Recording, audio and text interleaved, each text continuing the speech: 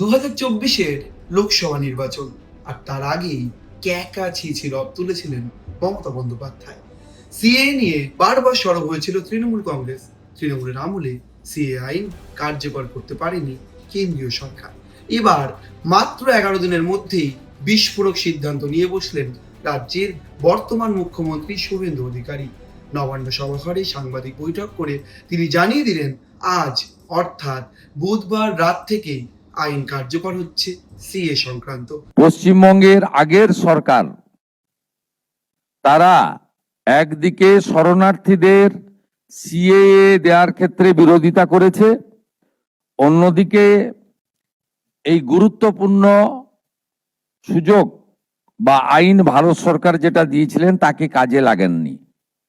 আজ থেকে আমরা এই আইন কার্যকর করলাম। এর ফলে সিএ এর অন্তর্ভুক্ত যারা, অর্থাৎ সিএ তে বলা আছে 7টা কমিউনিটি বা ধর্ম পালন করা লোকেরা, তারা সিটিজেনশিপ অ্যামেন্ডমেন্ট অ্যাক্টের আওতায় আসবেন এবং তাদেরকে যারা 31/12/2024 পর্যন্ত এসেছেন তাদেরকে কোনো পুলিশ কোথাও হ্যারাসমেন্ট ডিটেন্ট করতে পারবে না।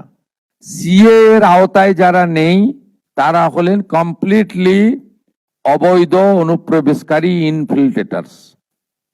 তাদেরকে সরাসরি রাজ্য পুলিশ গ্রেপ্তার করবে এবং ডিটেন করবে এবং হ্যান্ডওভার করবে বিএসএফ এর হাতে, এবং বিএসএফ তারা বিডিআর এর সঙ্গে কথা বলে তাদেরকে ডিপোর্ট করার ব্যবস্থা করবে, অর্থাৎ ডিটেক্ট, ডিলিট, এবারে ডিপোর্ট। এই আইন আজ থেকে কার্যকর হলো। মাননীয় ডিজিপিকে এবং হোম সেক্রেটারিকে বলে দেওয়া হলো পশ্চিমবঙ্গের বর্ডার সন্নিহিত সমস্ত থানাগুলিতে এই আইন দেশের স্বার্থে, পশ্চিমবঙ্গের স্বার্থে আমরা আজ থেকে কার্যকর করলাম। সিএ আইন কার্যকর হলে কি হতে পারে? মুখ্যমন্ত্রী নিজেই বলছেন 7টি কমিউনিটি অর্থাৎ 7 সম্প্রদায়ের মানুষ যারা 31/12/2024 তারিখ পর্যন্ত ভারতে এসেছেন তাদের কোনো সমস্যা হবে না, কিন্তু তারপরে যারা এসেছেন তারা পুরোপুরি অবৈধ অনুপ্রবেশকারী, আর তাদের নিয়ে এই বিস্ফোরক সিদ্ধান্ত নিয়ে বসলো সরকার। বলা হচ্ছে প্রথমেই ডিটেক্ট করা হবে। ডিটেক্ট কাদের করা হবে? অবৈধ অনুপ্রবেশকারী, অর্থাৎ যে তারিখের কথা বললাম 31/12/2024 পর্যন্ত যারা ভারতে এসেছেন তারা ছাড়া বাকিরা যারা পরবর্তী সময় ভারতে প্রবেশ করেছেন তারা প্রত্যেকেই অনুপ্রবেশকারী। তাদের চিহ্নিত করার পর ডিলিট করে দেওয়া হবে, অর্থাৎ ভারতবর্ষের নাগরিকত্ব পাওয়ার জন্য তাদের কাছে যদি কোনো তথ্য প্রমাণ থাকে সবটাই অবৈধ হিসেবে গণ্য করবে সরকার। আর তারপর আসবে ডিপোর্টের পালা। এই ডিপোর্ট কিভাবে হবে? অনেকেই বলছেন আসাম মডেলে কি ডিটেনশন ক্যাম্পে পাঠিয়ে দেওয়া হবে যারা অবৈধ অনুপ্রবেশকারী।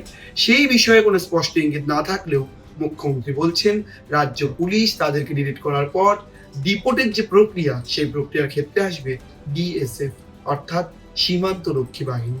তাদের হাতে তুলে দেওয়ার পর তারা বিডিআর অথবা যে দেশ থেকে তারা এই দেশে প্রবেশ করেছেন অবৈধভাবে সে দেশে হস্তান্তর করে দেওয়া হবে সেই সমস্ত অবৈধ অনুপ্রবেশকারীকে।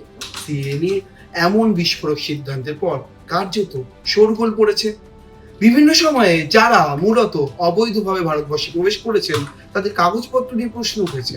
কোথাও গিয়ে এসআইআর ইস্যুতেও চওড়া হয়েছে বিতর্ক। ভোটে বারবার মাথাচাড়া দিয়েছে এসআইআর এর ভুল অথবা ঠিকটা। সেখানে দাঁড়িয়ে এবার তৃণমূলের ভূমিকা কি হবে তা নিয়ে প্রশ্ন উঠছে নিরন্তর। বামেরা কি করবে? আইএসএফ কি বলবে? সময়ের সঙ্গে সঙ্গে মুখ্যমন্ত্রী শুভেন্দু অধিকারীর এই ঘোষণা রাজনৈতিকভাবে তাৎপর্যযুক্ত হবেই। অনেকেই বলছেন এই ঘোষণার ফলে পশ্চিমবঙ্গের রাজনৈতিক ময়দান আবারও উত্তপ্ত হলেও হতে পারে। ক্যামেরায় শুভরূপ বন্দ্যোপাধ্যায়ের সঙ্গে রমেন দাসের রিপোর্ট, সংবাদ প্রতিদিন.in।